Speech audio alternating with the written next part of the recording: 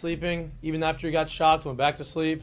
Then you have an opportunity. You finally make a stop on third down. You get the ball, then you fumble. So fourth down. I mean, you make a stop on fourth down. You get the ball back, and then you fumble. And not good, and doesn't look good. But you still got a lot to play for. You're not going to be in the playoffs. It's over. Well, Miami lost. Miami with 2 losses is going to be in there before us with 3 losses. I can promise you Who else that. lost? Coach is over. Georgia lost again. Georgia lost? Yeah, but Georgia's not going to lose. Oh, they have to play Tennessee. Right? So Tennessee may have 2 losses. We got 3 of those things, though. So that Only 2 in conference. You can backpedal your way into the SEC championship. So if you're going to go that way, which I'm sure that they're talking about in the locker room right now, is, hey, listen, it looks good bad right now. We have not played good. The last 6 quarters have been horrendous. Horrendous. Before that, going into that, you looked like the middle of the third quarter against A&M. You're like, oh, my God, we're going to the SEC championship game. We're going to be in the playoffs. We were rolling, playing good defense. All of a sudden, you forget how to defend a running quarterback. Then they go ahead and they beat you. And then you have 2 weeks to prepare for another running quarterback who is probably the most freakishly athletic person in all of college football. He runs for 185 yards and 4 touchdowns. He just ran for another one right before he got onto the show. And you could He not. might have run home. I mean, he's run, Forrest, run right back to Alabama. And you can't figure out how to stop him. But all of that being said, you have 3 games left. You have Florida. You're in the last 2 games at home against Vanderbilt and Oklahoma, right? You go 9-3. It's not everybody wanted. It's not what everybody expected. It's not the standard. It's not the standard of LSU, right? It's Brian Kelly. Everybody wants to talk about it. Everybody needs to pump the brakes on that. You need to fucking deal with it. Brian Kelly's here. He ain't leaving. So you either get on board or you get off board. Bitching about it and complaining about it and telling him he needs to go, all this kind of stuff ain't going to do anybody any good. Right? You got a top 3 recruiting class coming in the country. Brian Kelly made a mistake when he got here. And that mistake was wait till year 3. Wait till year 3. Judge me. Right? That is maybe a little bit of overconfidence when he first got here. He made a couple of coaching mistake moves as far as staff goes. And so in my opinion, year 3 isn't this year.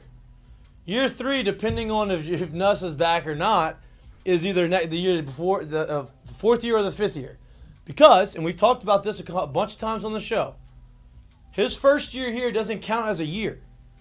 Because he had to go in there and he had to get everybody out the portal. He showed up in December. He has to go in the portal. He didn't have a full recruiting class. He had a team of 37 guys. I'm not making excuses. I'm just stating the facts. Well, that's pretty much the biggest part. Right? Yeah. You got 37 guys on the roster. Like, that's not... And that's not an excuse. Not real. And look, he did a great job. If you don't get the number 2 Your overall, voice is unbelievable. Yeah, Jared. Look, I'm usually where Jared's I got at. no voice. I'm usually where Jared's at. Loud day. Usually, you have if you don't have the number 2 overall pick that you get in the portal, that first year is not good. Well, nobody wanted him anyway. And nobody wanted him to start anyway. Obviously, he was the right guy. You go and you make it to the SEC championship game year 1, so everybody's thinking, oh, we're gonna go and we're gonna be in the championship in year 3. Well, hold on, because all those guys that you brought in outside of Jaden Daniels were gone. After that, majority of those guys were gone because they're all seniors, they're all transfer guys. So then you got to do it all over again. You got to hit the lottery twice. That doesn't happen the second year. But you have a recruiting class that you brought in with not necessarily the right recruiting staff, but you bring in guys that are, now you have some bodies that are, some of them are talented, some of them are not. Handy capable. Right? They are there. Maybe not ready, maybe not as supremely talented as they need to be, and you go to year 3, right, which is this year. Which is year 1. And which is technically year 1 because now you have your first full recruiting class in. You have your new coaching staff on the defensive staff that you bring in that is now, and you look at the recruiting class that they've brought in, is potentially the number 1 recruiting class in the country when it's all said and done, right? So now you have recruits that are playing, young guys that are playing right now, plus you're developing these guys, and then you have a big recruiting class coming in next year. So now you're starting to build a program. Okay? You potentially have the number 1 hopefully the number 1 quarterback in the country coming in, and a quarterback that's going to be a veteran is going to be there for year 2, hopefully. Right? So now you put yourself in a situation where you can develop a culture. So in my mind, in our minds, next year and the year before, after that is the judgment years. That's where you judge. Right? Judge me on 2026. It doesn't take the sting away from what's going on right now, because no matter what we say, no matter what the conversation is, you cannot lose that game in the way that you lost the game, right? I don't think it's, I think what affects me the most is it's not about losing it. It's how we lost it. Both the last two games. It's how you lost it. It's, man, we don't have an answer. We're not stopping them at all. There's no answer to any of this, and we don't have a way to come back and combat it. We don't have a way to just stay with them. Not even just defensively. Offensively, we can't score with them either. Same thing happened in the second half against Texas A&M. So, with that being said, you've got to figure out how to right the ship these last three games going into the offseason, going into the hopefully long shot for a postseason berth if you make it to the SEC championship game. Texas A&M has to lose.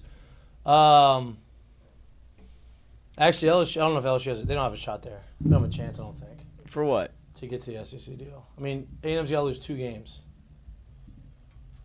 Texas and someone else. So Kentucky. Arkansas plays Texas this week. Salty. Right? Arkansas plays Texas this week. Texas has to play A&M at the end of the year. My point in saying this is 9-3 doesn't look great. It's not. They can't go 7-5. They can't just tank. End up getting upset in one of these next three games. You've given up 14 completions in the last. And Rizzi looked great. Obviously, as a head coach, you could tell he's got a ton of energy. You can tell they love him. Interim coach effect right there. He almost passed out. He was so excited after the game. Offensive lineman or defense, I think it was Peyton Turner, was holding on to him so he doesn't collapse. He got a little jelly lagged, and he held him up. He says, "All right, big guy, I'm good. Thank you for holding me." And he goes in the locker room. I was mad at you, but I'm not. Hey, not. Listen to me. That was the most energy the New Orleans Saints have shown all year. You could tell that they wanted to win for him. Obviously, they got to continue that to keep going. I think it was the first win against a ranked team. First win against a winning team with a winning record, I think, in 3 years, maybe 2 years. Maybe that was just an exaggeration. Definitely this year. Everything's right in front of you. Dennis Allen hadn't been doing good with that. And Rizzi comes in there and gets one. So that's a big win for the Saints. Made it entertaining. College football. Ton of upsets. You talked about LSU. Oh, man. Ton of upsets. Miami lost. Didn't think that they were going to – they couldn't score. Georgia Tech beat the shit out of them. Right? It was never really that close. Final score maybe, but they couldn't move the ball. I think they only scored 23 points. They get their first loss. Now SMU is the head of the ACC, so SMU and Miami probably going to be right in the middle for the ACC championship game. I believe that one of those two teams, whoever loses, that's out of the playoff. Whoever wins is probably going to be in it. Indiana wins, covers though. Michigan covered. We said they were going to cover. It was 25-20. I think it was 14.5 points, right, Michigan? Y'all didn't want to take Michigan. I did. They covered. Not the parlay. Hey, look at us. We're not doing that. We're not doing that. That's why it's salty. We're not doing that. We all thought that was the slam dunk. Honestly. I know. We all thought that we all wanted to take it for who has the first pick. We all thought that was a slam dunk. Jared brought it up first, and we were like, yeah. Ooh. And so we were like, okay, you brought it up first, so if you want it, you can have it. But we all wanted to take it. We all got dunked on. We all wanted to take it, right? 24.5 points, a lot of points. Mississippi State covered, right? The over. Did y'all realize? Do y'all know how the over hit? No, I didn't watch any football. The over hit because Shiloh Sanders had the fumble recover for a touchdown at the end of the game. Did you see the ball boy? That was the only reason the over hit there, which is awesome for the parlay, awesome for my bet. But that was a lucky hit. And so I think Carson Beck is in a pickle because he hasn't been good and Georgia has not been good offensively. And Georgia isn't as dominant as they have been defensively, so they can't get away with it anymore. And Ole Miss ran them off the field. Ole Miss beat them 28-10. Wasn't close, right? Dominated them from start to finish. You thought that when the game started, I was like, oh, Georgia's going to boat race them. Jackson Dart kind of comes up gimpy, throws the interception. You're like, oh, here we go. And then after that, it was over, right? Came back. So they got now. SEC's wide open. Georgia's got 2 losses. Ole Miss has got 2 losses. LSU's got 2 losses in the SEC, 3 losses overall. A&M's got 2 losses, only one in the SEC. Sue me for playing a hard schedule. And listen, it's fine. Like, it's okay. Sometimes you think you're going to have you're not always going to be perfect. You got to finish this season out strong, but we'll see. It's a crazy world out there in college football. We'll see how it ends up. We had some talk. We had some conversation off air about this. So let's have the conversation on air. How do we feel? You were in the game. You played. I'm proud of you. I played? No, you played kind of in the stands. I'm proud of you. No poncho. No, you didn't go for cover. You stayed there for the entire game. You and probably 10 fans. I'm proud of you for doing that. The real ones. It was not very fun to watch. What was your before we get to let's go down the list. What was your take on the game? What did you feel? You told me today that you were positive. I was not positive. You were in the game until you weren't. You're never in the game. You were. Never. That's the problem. I love Garrett Nussmeier. I think he's going to be a great quarterback. I think he's his first year starter. He's making some bad mistakes. Toy Story 3? Yes, I have. When he's getting put back together, Woody, that's where we are. Oh boy. See, Nuss is not broken. Oh my goodness. He's not. He knows what he needs to do. He just needs to hone that thing. He did it early in the year. Jared made some salient points about what you can't go broke taking a profit. And that's where Nussmeier shined early in the year. And I felt like he thought that LSU needed to keep up with Alabama whenever you actually didn't. The defense settled in. You were,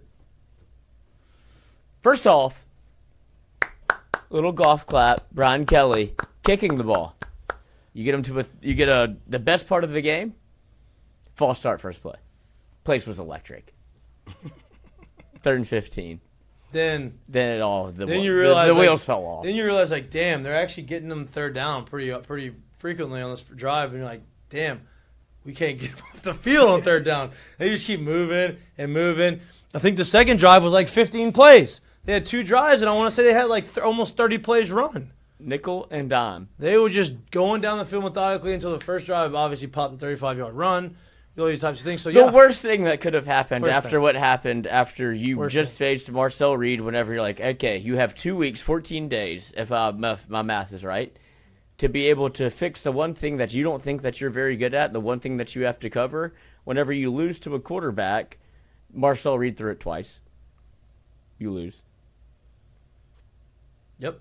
Jalen Milroe threw it 12 times, 18 dropbacks, 150 yards. The other part of that is the running part, where you thought that maybe we'd clean this up a little bit. Not the case. No. 185 yards on the ground, 4 touchdowns, not great. We did not score 380 yards against LSU and 8 touchdowns. In two games. Yeah, that's a lot. That's a lot. We didn't score a touchdown until 13 seconds left in the game. Worth it. Right? We had opportunities. We had 3 of them early on in the game to keep this game tight, to score a touchdown. One of them, now listen, you can blame it on Lacey. He did drop it. Should have caught it. Right? There's no excuse. Catch the ball. You're the number 1 receiver. You make that play, contested or not, you make that play in the end zone. But hands in the rice. As Jared will talk about here, there's some other routes. There's some other guys that were open had he gone through his progressions and not got stuck on one thing. So that leads me to you, Jared. What did you see from the game? Right? Obviously, you watched it and you're like, man, they got their ass kicked. And it wasn't good, but it wasn't like they were super far off, which is, I know, what frustrating to say, but talk to me. Yeah, one, bear with me, because I got nothing. Got nothing. I've been there. It was a loud day. There's a lot going on. I wasn't even honestly yelling at the game because there wasn't much to yell at anyway. But I will say this. Au contraire. I will say this. When I watched the game, what I saw is I do think, first of all, to understand, in my opinion, how you play guys like Jalen Milroe is you ask them to go 10, 12, 15 plays down the field to beat you. You don't allow them to give the big plays. So you do that. So when you get them to do that and they do score, in my opinion, tip that hat, because I feel like those type of guys, they are not willing to do that for 60 minutes. They won't do it all game, and then game in and game out. Right. So the problem is you got to do that. You got defensively, you got to do it. Well, no, that's my point. Is when you were getting to do that, when you're getting them to do that early on in the game, you have to understand how to match it. Yeah. They're going to be on the field for a long time. You need to start being able to convert, stay ahead of the change, keep the ball, move the ball as well. And we didn't do that early. What I saw Jalen Milroe do early, especially within like the first 2 quarters, is he took those check down throws. He took the easy plays. We did not. We didn't take the easy throws. We didn't take the easy plays. And it led to us trying to play catch up as soon as we got the ball. And when you do that in the rain against a good team with all of that was going on around this game, it makes it incredibly hard to be efficient and to play really well. And they were not able to do it. But when I watch the game and I think about it, I honestly liked a lot of what they were doing defensively early on. I did. Yeah. I really did. I thought the biggest thing, and I talked about it last week, I said, you know who's going to have to play really good football for us to win this game? I thought Garrett Nussmeier needed to play really good football for us to win the game. I don't think he played really good football for us. You know who else thought he needed to play really good football to win the game? Garrett Nussmeier. Yep. It's fair, because he didn't. And he tried to do it too much. Tried to do too much. And I think in my assessment is early on, especially through the first half, you had Jalen Milroe whooping Garrett Nussmeier's ass. That's really what I saw. He took the checkdowns. He took the easy plays. The other one tried to force it. One played ahead of the 8-ball. The other one played behind the 8-ball. And that made it really tough to come back and win a game like that. And obviously, they just beat you to a pulp. And they beat you until you quit. And that's what they did. And you know, the other part of it is we talked about, we need to run the ball, get more creative with the running game. They did that, and then they stopped it. They did it. They got creative. They got big yard chunk plays. They got big. Hey, what did you say last week? Why don't we do some stretch concepts? Why don't we get this thing to the outside? The 60-yard, whatever run that was that first run from Durham scrimmage. did? First run from scrimmage. Yep, that was a stretch to the right. We did it one time. And then you start, so then you run, then you do a direct snap with Juwan Johnson, which was wild. Came out of nowhere. Creative. But at least you're trying to get Speaking creative. of 8-balls. Right? You had some other things going on, and you're like, oh, this is great. We're actually getting some positive yards moving forward, and then all of a sudden, no more. No more running. You don't have any opportunity to run the football. Yeah, you're behind, but you got a long game, right? And so let's continue to do something. Hey, why don't we do the stretch concepts, and why don't we try to go the other side, and then let's continue to get it, and then how about we do it and then pull it down and play action and then maybe try to take a shot deep instead of just going stretch the field deep without having any type of run game. And so you could tell that they were trying to do those things, and they did it, but they just didn't do it. They stopped. They just stopped. It was like we got creative, and then I'm like, all right, let's go back to what we've been doing, which I don't understand either. We got dominated in the interior offensive line, which we figured that was going to be a big point of contention, was the center and the left guard. Is it left guard or right guard? Left guard. Left guard. Center and the left guard. Miles Turner's fine. Miles Miles Turner's Turner's good. Just doing Yeah. fine. Miles Frazier. Miles Turner, old. Yeah, Miles Frazier. Played for the Pacers. Yeah. But they were taking advantage of the the most inexperienced guys we got on the offensive line. And our center hasn't played well through the course of the year. He's a younger guy trying to figure it out. And they took advantage of that. And they continued to add on. We did not keep pace with them. And the opportunities that we had to, we failed. We got down there on the first drive of the game, had an opportunity to score a touchdown, didn't. Kicked a field goal. Fine. They go down there, score again. Then we go down, and we have an opportunity to score a touchdown. We stall out, kick a field goal. Now it's 14-6, right? And we didn't really stall out. We also had a big holding penalty on that play, which kind of killed the drive. Yeah, killed the drive. And I don't believe, was it holding? Was it like an obvious holding? Yeah, it was obvious. Was it? Yeah. I didn't watch the game. Yeah, it was. He tackled him. What? It was well. I didn't watch the it's hard to see those replays whenever they're not going to show the But holding. You didn't watch the game. You were there. Yeah, I didn't watch it on TV. They're not going to show the holding penalties on the big screen in the stadium. They will show touchdowns that didn't count. Right, but they're not going to show the holding Crazy penalty. that they didn't call that one right either, which was mind-blowing to me because there's a lot of evidence that he was down. Yeah, and the phantom face up, but the referees weren't the issue, I promise. Because, it's still third or fourth down, I think, after that play, so I'm not sitting here saying they still wouldn't score, but I like to have to make them try and not just give it to them at that point. So, yeah, it was all around not good. We got dominated. It was not fun. And you've got to pick your fucking chin up off the fucking dirt and say, hey, we got to go to Florida. And look, I know Florida ain't, but they've been playing better. Billy Napier has his job, so he's going to try to go out there and have a big win.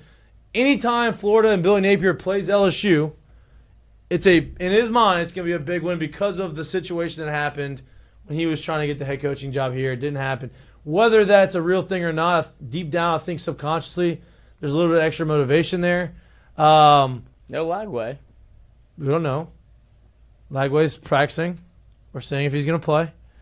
But you have to go. You go to Florida after you got your ass beat by Alabama. You're losing 2 straight games. This is going to show a lot about what the team is, who the team is, and how they're going to be able to respond going into Florida and trying to come out there and playing the brand of football they need to play.